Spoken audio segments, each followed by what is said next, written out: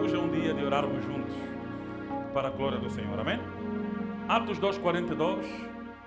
Queria que o som fosse acertado para mim e ficar, claro como no primeiro culto, por favor.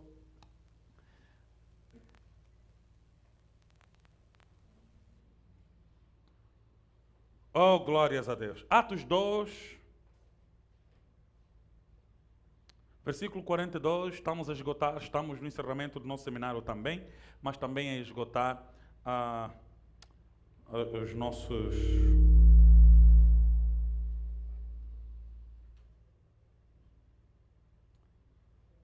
nossos 4 pontos a que estamos submetidos nesses domingos, né?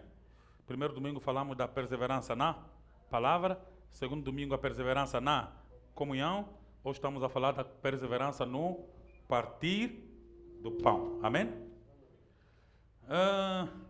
O partir do pão. Atos 2:42, o que é que diz a palavra?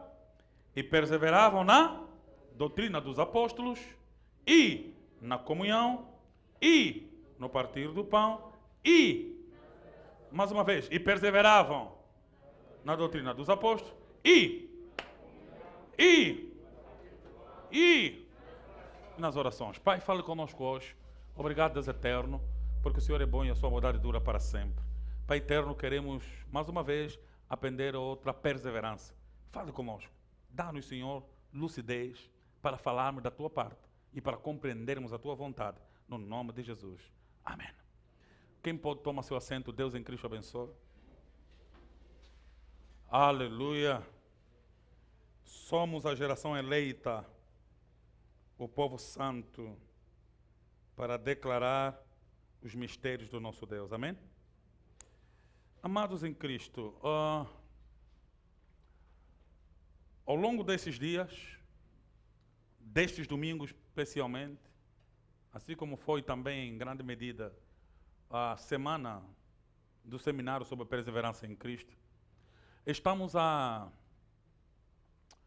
nos desenrolar em torno da perseverança, que é o tema da igreja neste ano de 2021.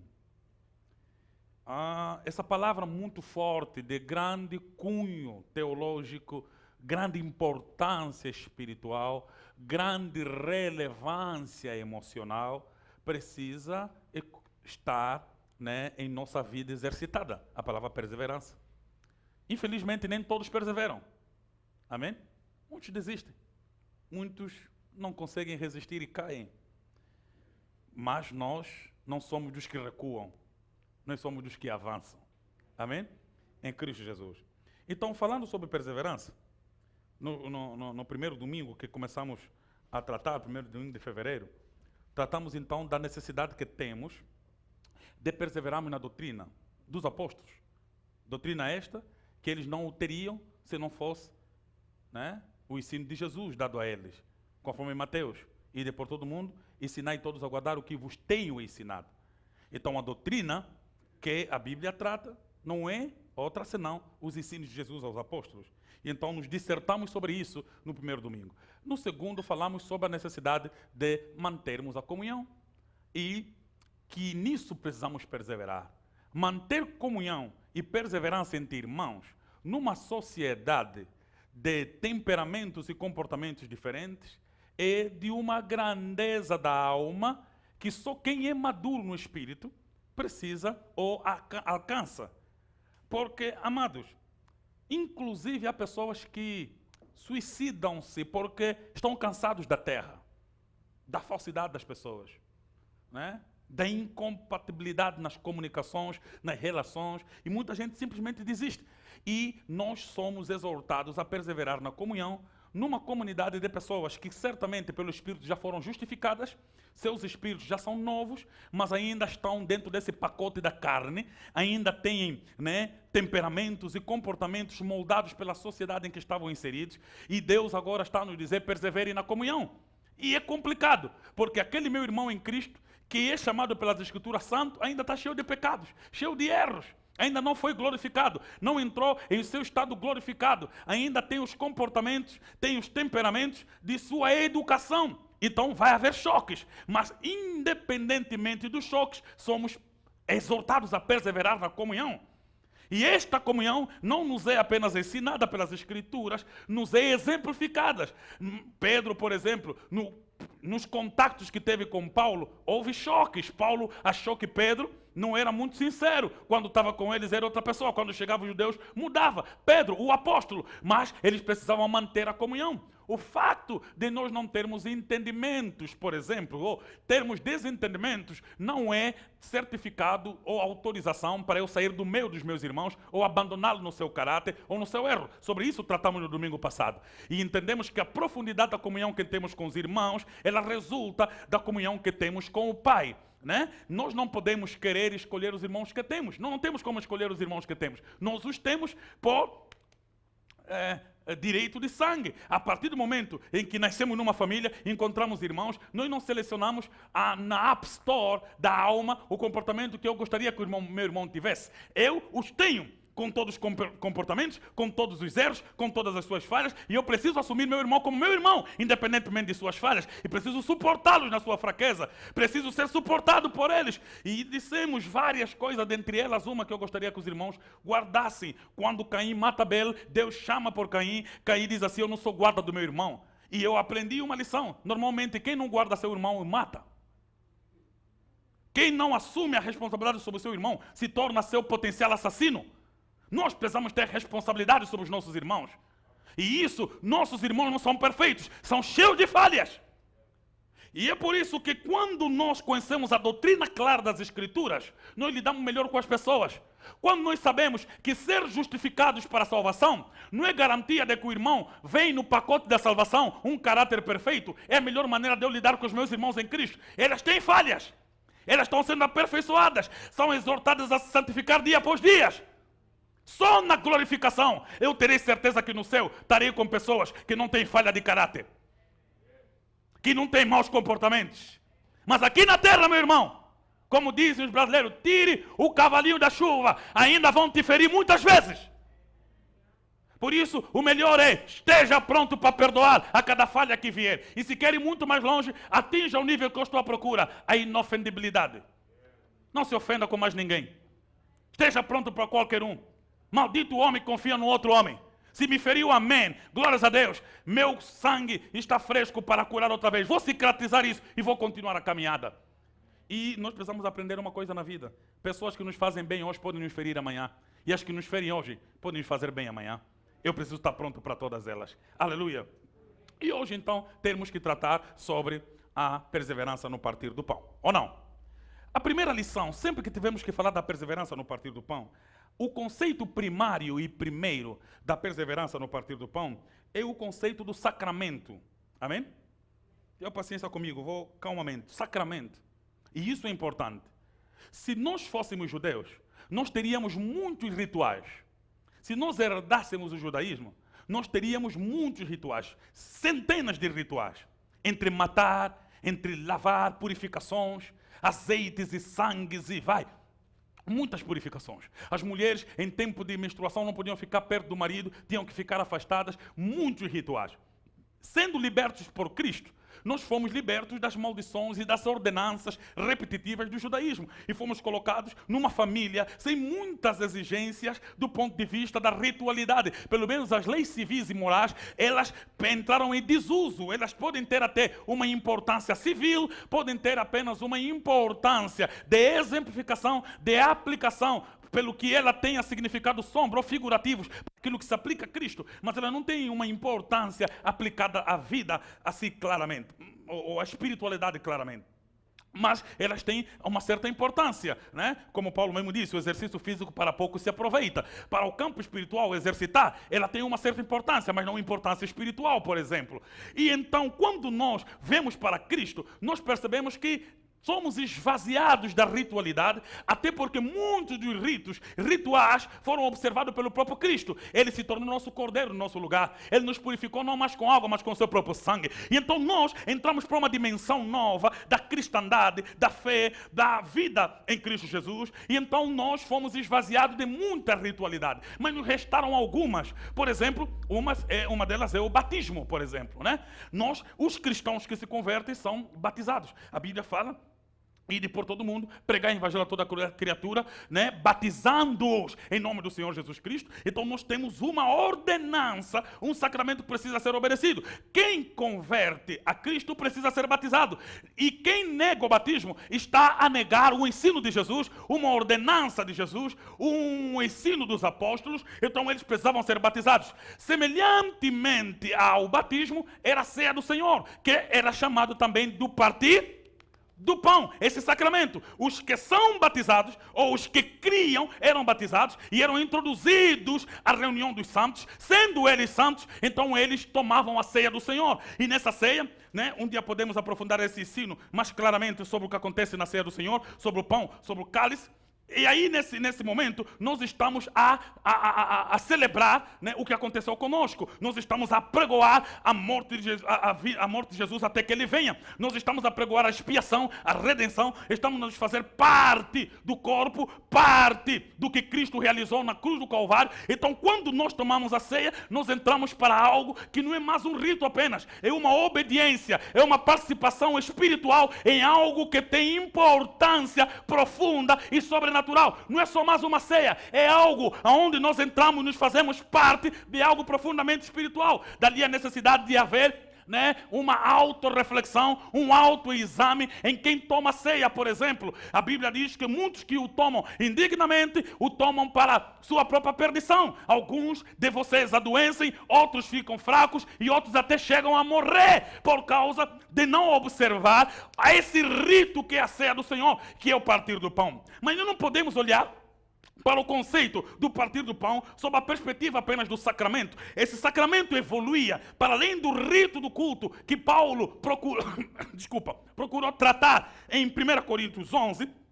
A verdade sobre a partilha do pão vai para além do rito da ceia. Ela vai e alcança a comunhão entre os irmãos, e eles permaneciam unânimes. Por exemplo, quando nós lemos o versículo 42, nós temos a perseverança, ou o pilar do partir do pão.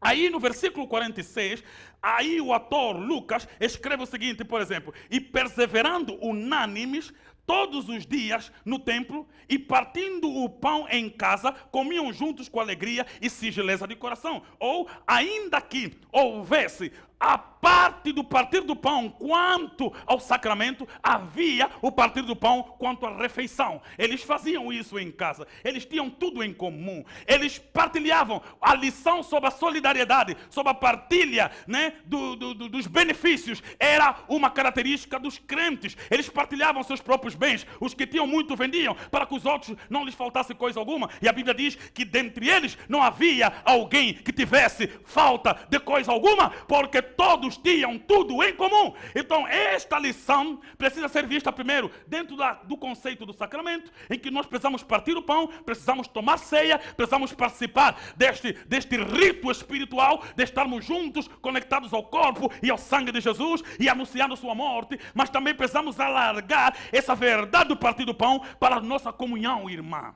a nossa comunhão entre nós. É sobre isso que eu quero falar, sobre perseverar no partir do pão. Alguém pode olhar para a ceia do Senhor como o partir do pão, como algo normal, que pode ser, por exemplo, deixado para trás. Ou dentro desse alistamento, dizermos assim: não, a palavra é muito mais importante. Partir do pão pode ficar assim, mas a palavra não. Não. Imagina que isso seja uma construção. Tem 4 pilares: o pilar da palavra, o pilar da comunhão, o pilar do partir do pão e o pilar das orações. E você decide então fazer o pilar do partir do pão um pilar curto, né? Vamos lá, vamos fazer. O pilar da palavra é um pilar de 2 metros. O pilar da comunhão, vamos meter 1,5 metros. O pilar do partir do pão, vamos meter um pilar pequeno, não tem muita importância. Já imaginaram uma construção assim? Como é que fica essa placa?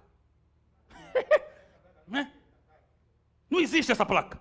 Não tens como construir algo. Então quer dizer que você precisa dar uma importância à palavra, à comunhão, ao partir do pão e às orações para que exista um equilíbrio, um alinhamento. Então a perseverança, a importância que damos ao conhecer a palavra, precisamos dar a manter comunhão com Deus e com os irmãos e a manter os ritos e os sacramentos da igreja, a manter a maneira como nós distribuímos nossos benefícios entre nós e nos ajudamos mutuamente. Dizendo isso, preciso entrar para a palavra para os irmãos compreenderem que a expressão pão vai para além do que nós conhecemos sobre o pão. Mas antes disso, os irmãos precisam saber, por exemplo, se você quiser saber a economia de um país, não pergunte o preço do dólar, pergunte o preço do pão. É o preço do pão, ou não? Tudo está ali, o preço do pão. Porque o pão tem uma grande importância em toda a economia. É o alimento que não falta em nenhuma cultura. Todas as culturas comem pão. Sei lá, se fazem pão de cevada ou pão, mas pão, todo mundo come pão. É um alimento que está presente em todas as casas, em todas as famílias, de todas as culturas, de todos os tempos, até nos primitivos tempos. O pão esteve sempre presente. E quando a Bíblia trata de pão, isso vem desde as primeiras ilações, as primeiras relações. É tudo em torno do pão.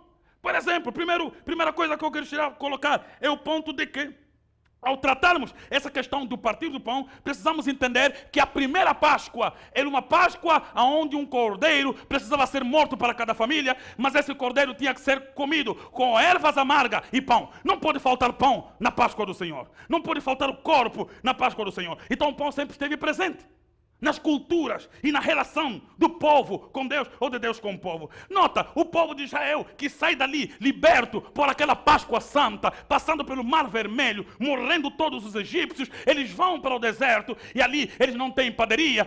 Não tem padarias na terra, não tinha no deserto, mas tinha no céu e choveu maná de lá. O maná era pão que descia dos céus.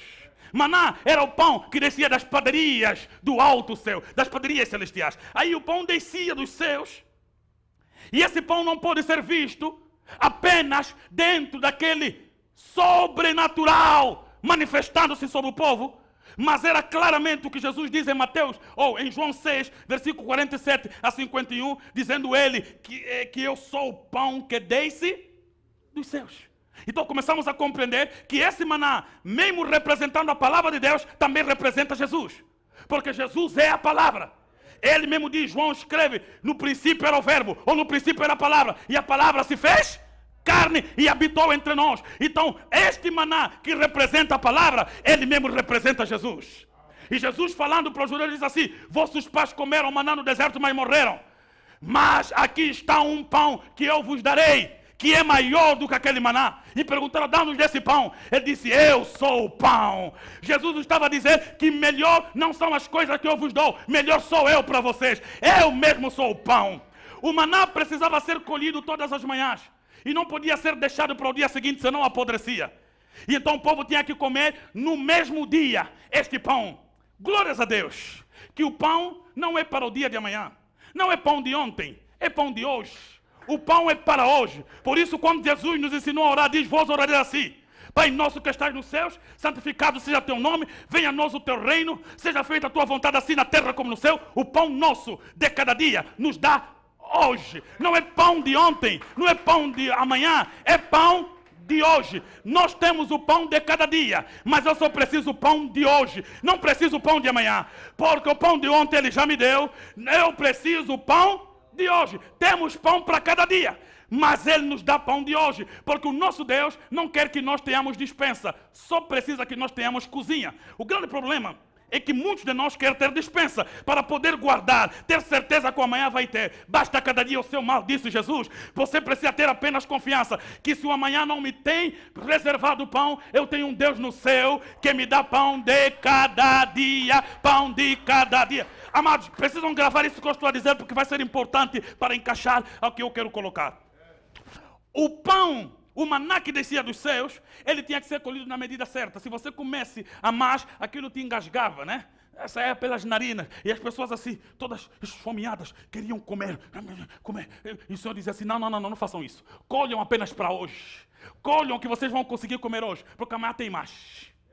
Amanhã eu vou trazer mais. Amanhã eu vou dar mais. Amanhã eu vou realizar mais. Amanhã eu vou operar mais. E aí eles comiam. Aí o pão apodrecia. Alguns tentavam guardar. Dia seguinte já estava podre. Mas teve um momento que o maná foi guardado e não apodreceu. Foi dentro da arca. Eles escolheram uma parte e colocaram dentro da arca. E o maná ficou aí muitos anos e nunca apodreceu, aliança. Ficou muitos anos e nunca apodreceu. Por que o maná apodrece fora e não apodrece dentro? E ele me perguntaria, então Jesus tem que estar na arca? Não, Jesus é o pão e ele mesmo é a arca. Por isso ele é autossuficiente, ele assim mesmo se autoconserva. Jesus é a arca e ele mesmo é o maná. Ele está preservando e preservando e preservando. Ele se autopreserva porque ele é a junção de todas as coisas. Por isso o nosso pão não apodrece. O nosso pão é apenas um, mas não apodrece. O nosso pão de hoje é o mesmo pão que nos deram ontem, é o mesmo pão que nos deram amanhã. E olha, Jesus é o pão nosso de cada dia. Ele é a nossa reflexão do dia a dia. Um pão que está sempre quente, um pão que desce sempre do céu, um pão sempre fresco, um pão que sempre alimenta, um pão que sempre supre. Jesus é o pão da vida. Ele é o pão da vida. Tudo que se come antes de comer tem que morrer. Jesus é o único pão que se come vivo. Come galinha, mata primeiro. Quer comer cabrito, mata primeiro. Quero comer manga, arranca primeiro da árvore. Quero comer mandioca, tira primeiro da terra. Tudo que se come primeiro morre. Jesus é o único que se come vivo. Ele está vivo. Na ceia, nós estamos a comer o pão vivo que desceu dos céus. Ele está vivo, nos alimentando dia após dia. Aleluias! Oh, aleluias! Oh, aleluias! Assim como Cristo não apodrece, nós não apodrecemos, porque nós comemos do pão vivo que desce do céu. Nós nos alimentamos de uma vida. E deixa dizer para a igreja, Jesus não é bolo, Jesus é pão. E por isso você não precisa escolher doçuras. Ele tem o sabor equilibrado. Nem é sal, nem é açúcar. É o equilíbrio. Jesus vale.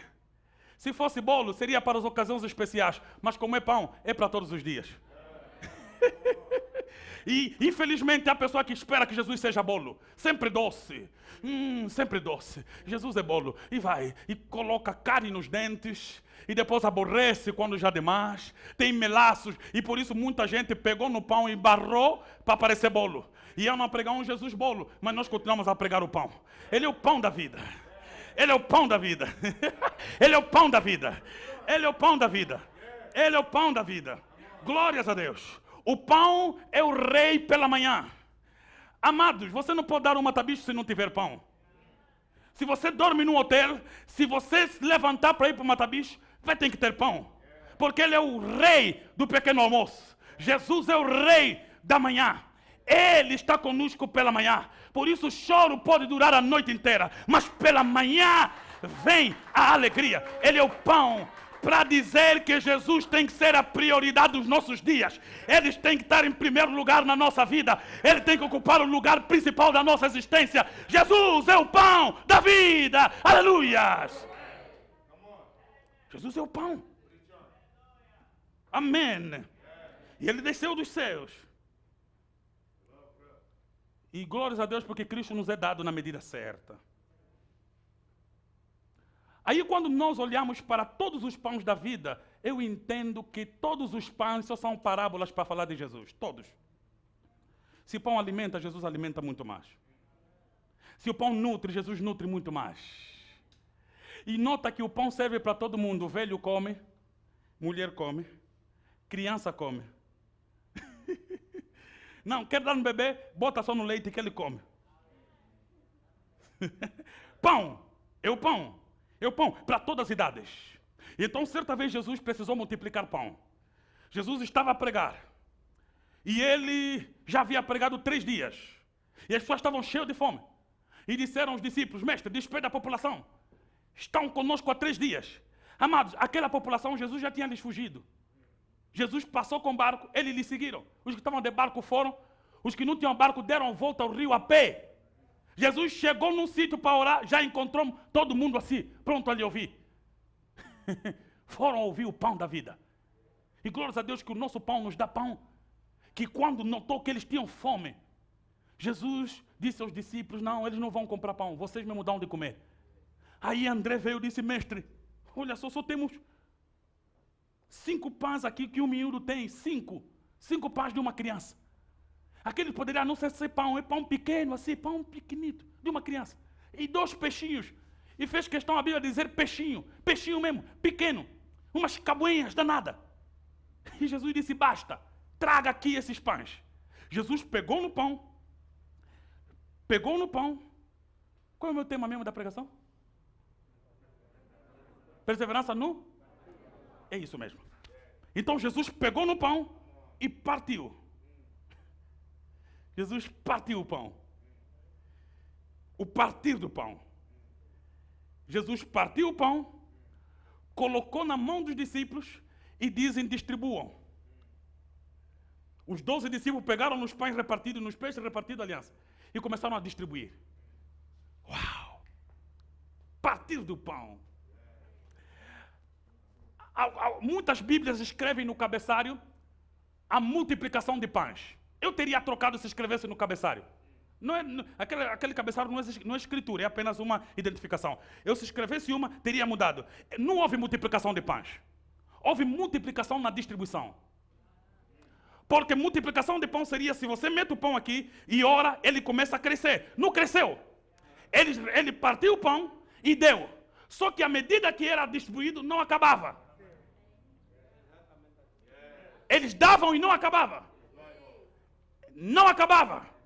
7.000 homens comeram, sem contar mulher e criança. Então, se multiplicar, cada homem tinha sua mulher e os filhos, 4 ou 5. Imagina, o pão só não acabava. Por isso eu tenho dito a muita gente que Deus está a abençoar. Deus poderá não aumentar a tua renda, só não vai acabar. Não aumentou o salário, mas não vai acabar. Não aumentou o rendimento, mas também não vai acabar. Ah não, estou a fazer conta, não dá, tem que guardar. Amados, o fato de você ter pouco não significa que você vai abandonar a doutrina do partir do pão. Mesmo com pouco parte, porque Deus que não aumentou não vai deixar acabar. Quantos de vocês estão a pagar as escolas do filho e não sabem como? Mesmo com a bancada ali, miúdo está a acabar a faculdade. Mesmo só aí vender a correia fiscal, a menina terminou a universidade. Faz as contas. Quanto é que você ganha? E quanto é que você conseguiu pagar? Não tem conta que se faça. Nós temos um Deus que multiplica na divisão. Ainda bem que a divisão é a conta ou é o sinal contrário da multiplicação. Por isso, quando você vai na direção da divisão, a multiplicação vem na tua direção. À medida em que você divide, Deus multiplica. Por isso, na divisão, a multiplicação. Na divisão, a multiplicação. Então, quando nós partimos o pão, nós dividimos o nosso pão, Deus começa a multiplicar. Deus começa a aumentar. Aí, mas não via nada crescer, mas não acabou. Mas o salário dela não subiu, mas a casa acabou. Mas esse ganha quanto? Mas o negócio terminou. Mas esse trabalha onde? Mas as coisas estão a acontecer. Não faça conta. Levanta de mão, dá glórias a Deus. E diga, Pai, obrigado porque o pão nosso de cada dia vai me dar hoje. Senhor, vai me sustentar. Há pessoas que vivem fazendo da sua vida um cofre, guardam e não aplicam o distribuir dos pães. Guarda seu rendimento para si, não serve sua mãe, não serve seu pai, não ajuda os seus amigos, porque não tem que guardar. Só esqueceram que existe um mistério na distribuição. Onde haver distribuição, onde haver divisão, vai haver multiplicação. Aleluias! Por isso, quando a Bíblia fala, por exemplo, no Antigo Testamento, de uma mulher que tinha dívida, o marido dela, profeta, morreu e deixou dívida. O profeta, afinal, também tem dívida. E ela disse, meu marido era um homem justo. Homem justo, afinal, também tem dívida. Glórias a Deus. E ela tinha dívida. E por cima, morreu com dívida. Afinal, morre com dívida os crentes. Morreu com dívida. Tá bom. E vai. Agora, os credores vieram e disseram assim, se o teu marido que trabalha não pagou, mãe, você não vai conseguir pagar. 10 mil aqui vão trabalhar como escravo. Vão crescer a trabalhar para pagar a dívida do pai deles. A mulher a chorar, meu filho, já fiquei viúva. Agora vou ficar mais sem os filhos. Senhor, falou, vamos chamar o profeta Eliseu. Ela chegou, o profeta Eliseu, você sabe como o marido era justo. Segundo alguns historiadores, acreditam que aquele marido fez aquelas dívidas todas para alimentar as pessoas que estavam a comer ali, né? É apenas suposição. Os profetas que estavam escondidos, ele levava lá pão para lhes alimentar. É apenas suposição. Mas vai. Aí então o profeta lhe perguntou, tens o que em casa? Ela disse, só um pouco de azeite na botija, mesmo só um pouco. Azeite também você não come, não vale para nada. Faz o quê? Disse, tá bem, vai. Vai nas tuas vizinhas. Peça vasos emprestados. E não peça poucos. Peça mesmo. Peça mesmo com fé. Muitos vasos. Ache todas as vizinhas do mundo e peça vaso. E entra com os vasos na tua casa. Pega naquele vaso que tem um pouco de azeite. Começa a encher os vasos que não tem. Multiplicação na distribuição. O azeite não aumentou na botija, só não acabou. Eu estou a falar com alguém hoje, nesta manhã. Eu quero falar com alguém nesta manhã. Às vezes você está à espera que aumenta, não vai aumentar. Só vim te dizer que não vai acabar. Mas eu gostaria que o salário aumentasse. Não, se não aumentar, também não vai acabar. Eu gostaria que a bancada crescesse. Tá bom, pode crescer. Mas se não crescer, não vai acabar. Temos um Deus que preserva. Aleluia. Você consegue compreender o que eu estou a dizer? Então ela fala no filho, traz vaso vazio. Ela está enchendo. Leva. Você traz vaso. Está enchendo. Leva. Esse vaso que está enchendo não está cheio. Mas está enchendo. Ele não está cheio. E é maravilhoso que Deus faça isso. Porque se o vaso tivesse cheio, diria que a glória é minha. Estou cheio e estou a encher. Não. Deus não lhe encheu, mas lhe fez encher, para que ele saiba que encher os outros não é...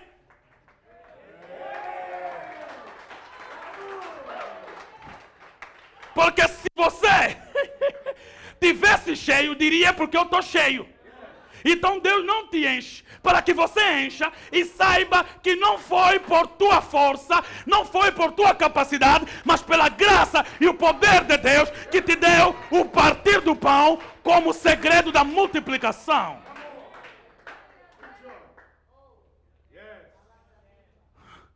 É por isso que você vê, pastor está doente, mas está a orar por um que está a ficar curado. Pastor, mulher dele não está a nascer, mas está a orar por outras que estão a nascer. Mas ele está com uma dor terrível aqui, mas orou por uma dor pior e ficou bom. Mas pastor, você não se cura, então está curando os outros. Não, o dom final não é meu. Eu sou um vaso vazio que está a encher os outros. Um vaso doente que está a curar os outros. Um vaso fraco que está a fortalecer o outro. Um vaso que está a ajudar os outros. Eu estou a servir os outros. Eu sou uma fonte, apenas um caminho. Os cabos que levam a energia não acendem.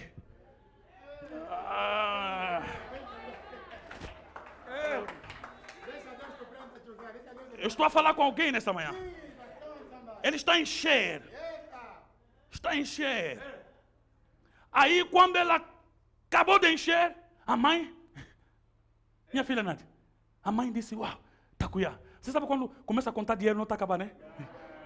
Dá uma, você fica com um ânimo.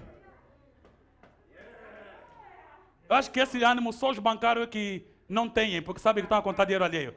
Mas se é teu mesmo, se for teu, fecha-se. Você nem fica cansado. Cuspe não acaba. Bruno, alegria da mãe. Traz mais! Traz mais! Traz mais! O filho aqui, encheu, mamãe. Traz mais! Outro, tá aqui, mamãe. Quando ela gritou, traz mais! O filho gritou, não tem mais vaso. Azeite parou. Parou por quê? Não tem mais vaso. Mas aquela tua prosperidade acabou por quê? Não está a repartir mais com os outros. O teu nível de crescer parou por quê? Não tem mais ninguém para lhe dar.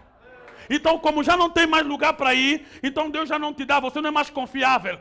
Nenhuma Edel coloca luz num cabo que não leva para lugar nenhum. Nenhuma Ipal coloca água numa conduta que não leva para casa alguma. Tem que chegar no destino. Eu sou a conduta, levo muita água para distribuir nas mangueiras que chegam. Eu estou a falar com alguém nesta manhã. Águas nunca vão parar na tua vida enquanto você for caminho para que elas alcançam outras vidas. Água, o azeite, parou. Parou por quê? Os vasos acabaram. Mas eu vou mais longe. Não são os vasos que acabaram, foram os vizinhos. Porque se tivesse mais vizinho, teria mais vasos. É por isso a mensagem de domingo é comunhão. Às vezes você deixa de ter amizade com alguém que ia te dar vaso.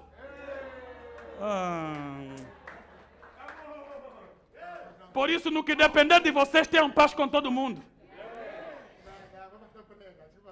Vasos vazios.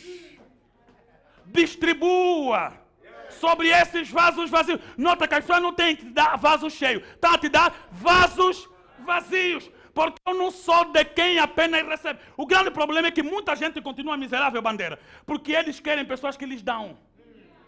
Só que eles não sabem que dar é ir no destino.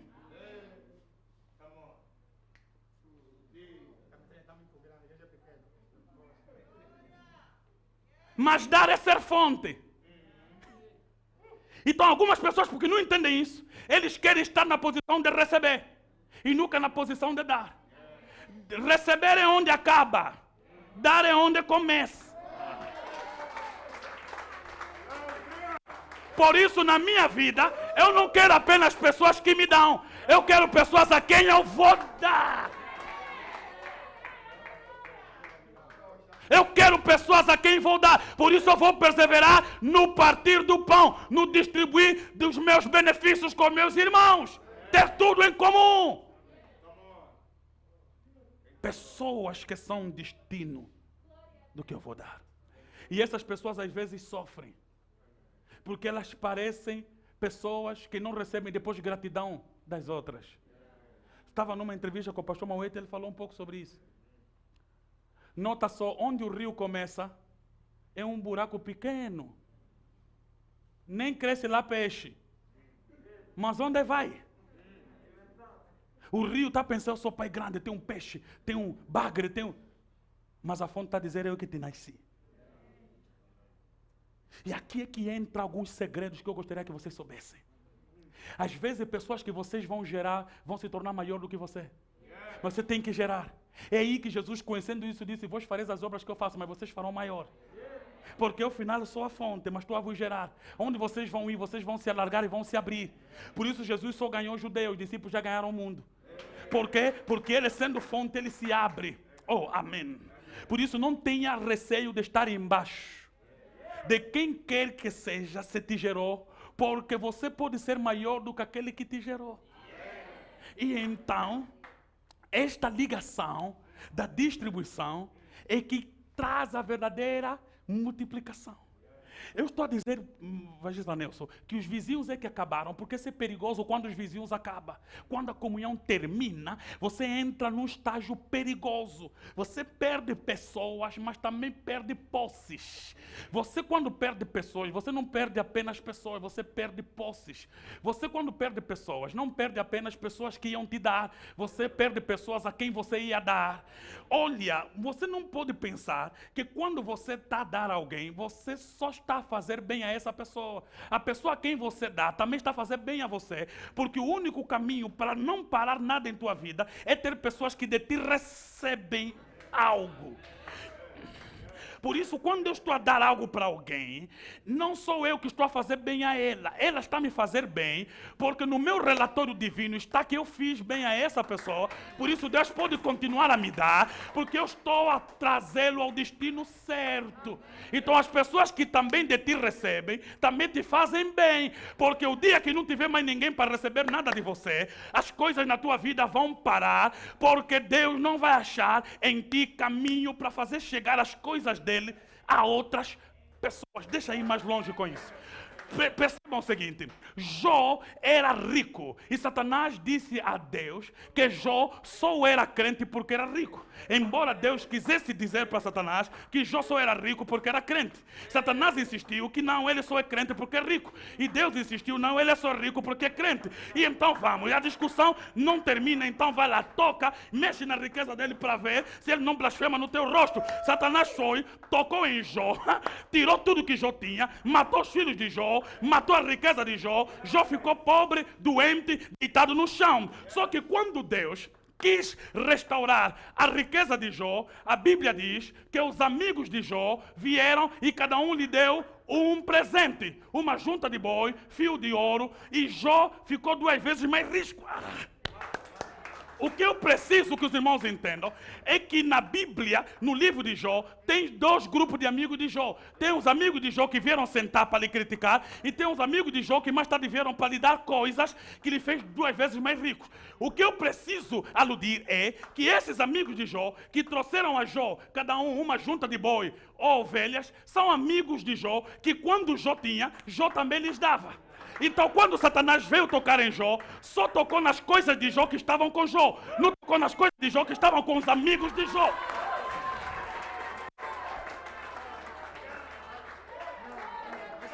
Não tocou nas coisas de Jó que estavam com os amigos de Jó. Esconda as tuas coisas na mão de outras pessoas.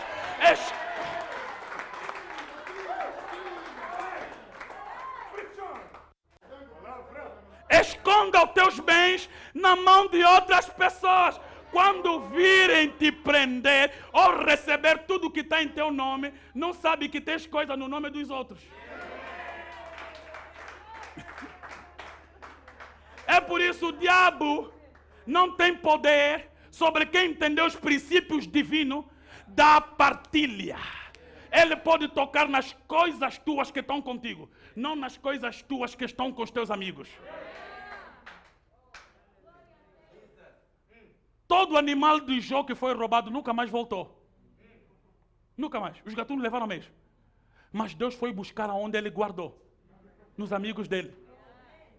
Jó, quando eras mesmo bolso, lembra que tinha me dado 10 juntas de bois? Até já não lembro. E agora são 100. Trouxe só mesmo aqui 6 para o mano. Está aqui 6 para ver se recomeça a sua vida. Veio outro. Eu estava também quando tinha me dado ouro. E depois trabalhei, cresceu, também vi. Todos começaram a vir. Começaram a devolver as coisas. Lhe dá. Com pena. 6 desse, 6 daquele. Imagina que ele tem ajudado 1000 amigos.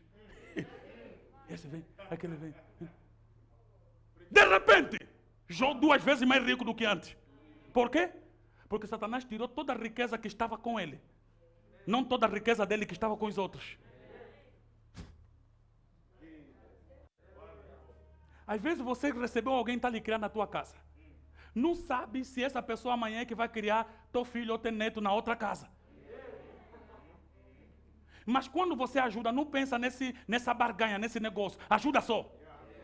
Porque pode se dar caso que Deus, você ajudou essa pessoa, mas Deus vai te ajudar por meio de outra pessoa. Esse é o caminho da vida. Deus está atendendo orações, usando muitas pessoas aqui. Há pessoas que estão pedindo mesmo só, Deus me dá só 10.000 kwanzas. E você aparece e lhe dá 10. Sabe o que ele vai dizer? Deus ouviu minha oração. Mas usou quem para ouvir a oração? Você que lhe deu 10.000 kwanzas. Talvez 10.000 kwanzas para ti não é muito, mas para ele se tornou salvação para ele. Se tornou mudança para ele. Por isso, amado, responda sempre ao partir do pão. Se você tem, distribua o que Deus colocou na sua mão, porque há multiplicação na distribuição. Ai, mas pastor, minha vida não está boa. Isso já aconteceu na Bíblia, mano. Tua vida só está repetindo a vida dos outros. Mulher, me dá só um pão, traz água. A viúva está aí buscar água. Ele chamou, vem, faz também um pão para mim. Disse, Senhor, com todo respeito, por favor, deixa eu só dizer, respondeu o meu Senhor, me permite sim, eu tenho água para te dar, mas pão, não, porque eu só tenho um pouco de farinha na panela, e um pouco de azeite para fazer bolo para mim e o meu filho comemos hoje e morrer amanhã, eu só para fazer pão para mim e o meu filho. Elias disse, tá bom, faz o seguinte, vai, faz primeiro um pequeno pão para mim, depois faz para ti e o teu filho, porque eu te digo, que a farinha não vai acabar na panela, nem o azeite na botija até que chova. A mulher foi, tirou a farinha, fez um pequeno pão para Elias e depois para ela comeram. Dia seguinte foi, tirou mais um pequeno, fez. Não comentou, só não acabou. Comeram. Vou falar aí fora, aí está a entender. Aleluia! O pão não há. Até que choveu sobre a terra, nunca acabou. Por quê? Porque ela estava a partilhar com alguém. Vê essa conta. Ela diz assim, não, é para mim fazer um pão para mim, o meu filho comemos hoje e morrer amanhã. Às vezes há pessoas que não ajudam pessoas hoje porque está a se prevenir com amanhã. Amado, não faça isso. Se alguém vai morrer hoje, não previna a tua morte de amanhã. O amanhã é para o Senhor, ajuda hoje, serve hoje, trata do irmão hoje, partilha hoje, porque o que Elias disse, é Elias que disse, mas Jesus diz algo maior do que Elias. Jesus é um Elias, mais Elias que Elias, e ele te garante que se você andar segundo os seus mandamentos, não te faltará pão. Nós temos alguém que é maior do que Davi. Davi disse, nunca vi um justo menegar o pão na dispensação da lei. Nós estamos na graça. Amado, nem que apanhar dinheiro, sei lá, mas alguma coisa vai acontecer. Se você age no caminho da divisão ou da distribuição, Deus vai te atender. Não te faltará coisa alguma. Ele é o bom pastor. Nada faltará. Vocês conseguem perceber? Então, muita falta de prosperidade da nossa igreja se deve à falta de partilha. Infelizmente, essa doutrina foi esquecida pela igreja. Temos uma falsa piedade, uma falsa espiritualidade. E eu conheço doutrina, eu entendo expiação. Agora, vá na prática. Serve o teu irmão. Não, ajuda o teu irmão. Ele está morrendo de fome, faça isso. Dá-lhe voz de comer. Jesus é que ordenou, dá-lhe voz de comer. Onde é que está? E João vai longe e diz assim, você diz que ama Deus, mas aborrece o seu irmão?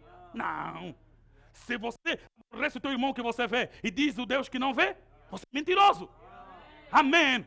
Aquele que aborrece o seu irmão, o amor do Pai não está nele. E dá prova em sua primeira carta, todo o livro de João é mais caminho de prova. João quer dizer que uma das grandes manifestações de que nós amamos a Deus é o amor que manifestamos aos irmãos. E a Bíblia vai longe com esses aspectos. Quem dá ao pobre, a Deus empresta. Vai no Antigo Testamento, você vai encontrar tudo isso. E esta era a maneira como os judeus viviam. Como os judeus compreendiam as Sagradas Escrituras. E isso era lei no judaísmo. Sempre que você fosse ao campo, você não podia colher tudo. Deixar para o estrangeiro. Quem fosse para a lava tinha que encontrar milho deixado lá. De propósito.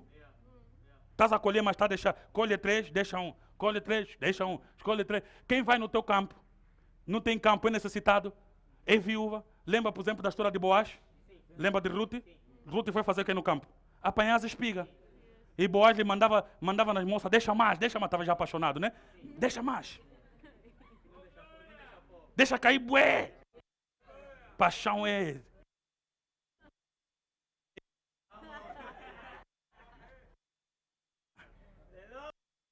Que já se apaixonaram? Ou não? É um sentimento maravilhoso, né? Muito melhor quando é por um santo, uma santa, um crente, amém? Boaz dizia, deixa cair mais, deixa cair, não deixa só, mas deixa. E esse é o entendimento que a mulher fenícia teve quando confrontou, né? Teologicamente Jesus, salva minha filha. Jesus disse, não é bom deitar o pão dos filhos aos cachorros. Ela usou esse texto quando ela fez a aplicação.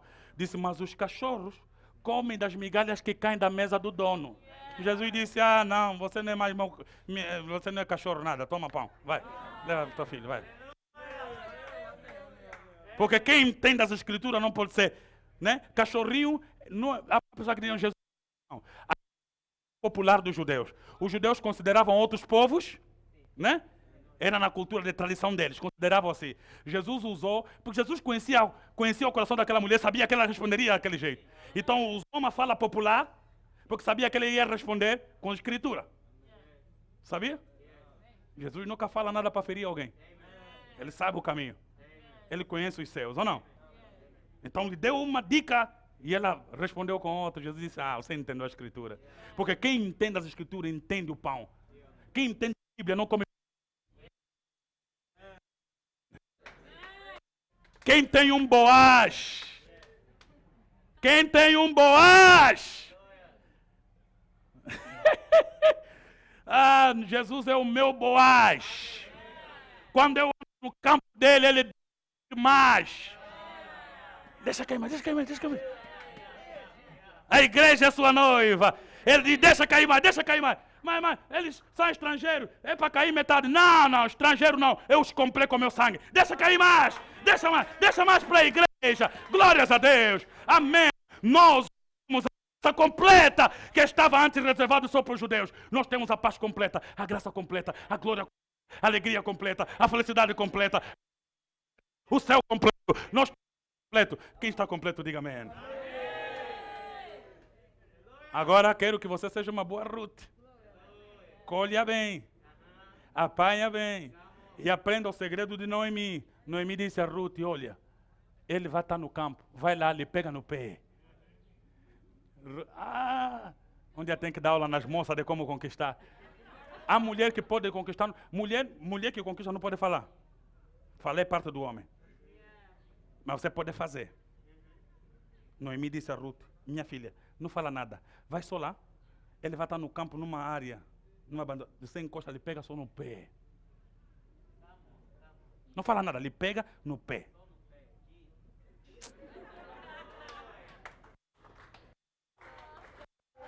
Essa parte não é dessa pregação. Aleluia!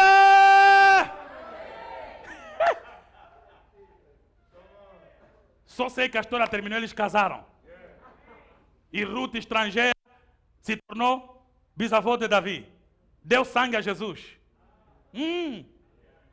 Jesus tem sangue de Ruth, hein? Da Moabita. Também daquela, da Judeia, né? Naquela linhagem.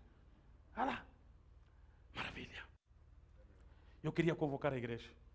Compreendamos o mistério da distribuição. Amém? O nosso pão é eterno. Porque o nosso pão vive do céu, veio dos céus, nos leva para os céus. Essa é a esperança que temos nele. Vamos perseverar no sacramento da doutrina do partir do pão, a ceia do Senhor. Mas vamos alargar isso para as nossas casas. Sirva ao teu irmão. Amém? Ofereça camisa para alguém, calçado para alguém, roupa para alguém. Compra. Faça isso com... Às vezes dói, mas se você começar a exercitar, daqui a pouco você vai ter isso como cultura. Até os muçulmanos entenderam isso. Muçulmanos, aqueles cultos deles, oferecem coisas, gostam de dar coisas, né? Até nas cantinas eles roubam boi nos angolanos, porque eles gostam de dar. Se você vai numa cantina, não tem mesmo jantar, dá só sardinha, não sei o que, vão te dar mesmo. E muitos roubam. Para eles é que você pode me roubar a primeira vez, só vou te privar já na segunda. Mas roubam. Mas porque eles aprenderam que tem que dar. É a cultura do Médio Oriente. Receberam do pai Abraão, mantém isso. Nós temos que manter a tradição. E Paulo diz claramente a Timóteo que vocês têm mantido a tradição que vos foi ensinado.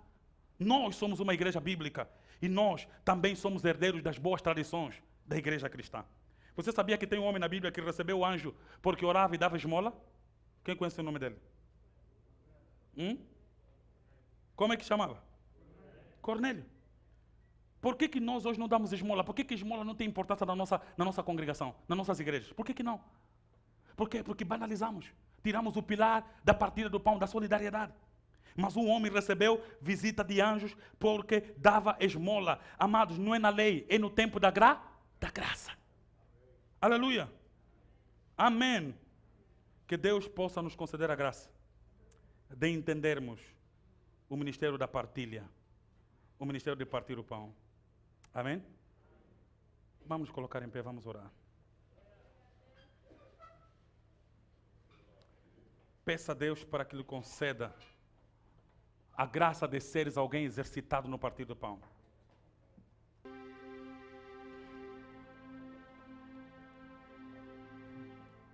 Que o ministério da distribuição seja parte da sua vida.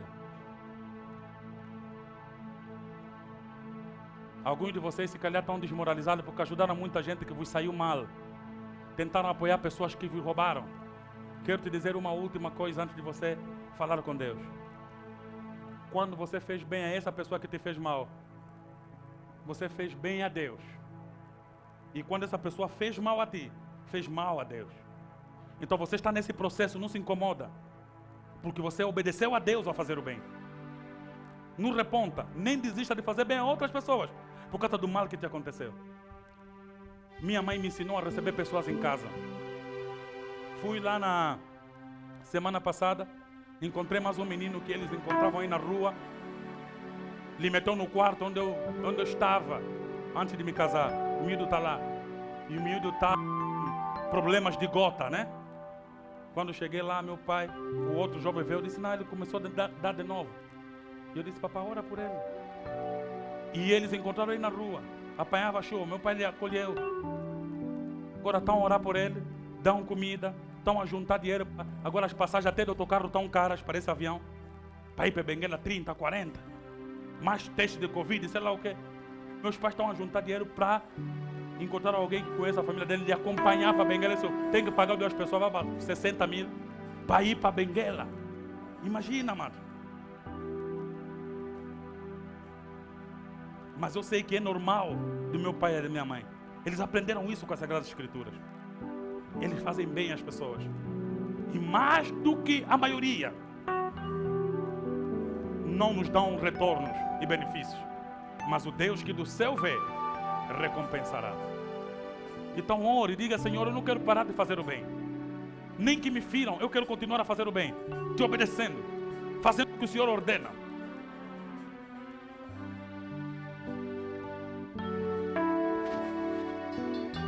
Por 3 minutos, enquanto a banda adora, está a falar com Deus.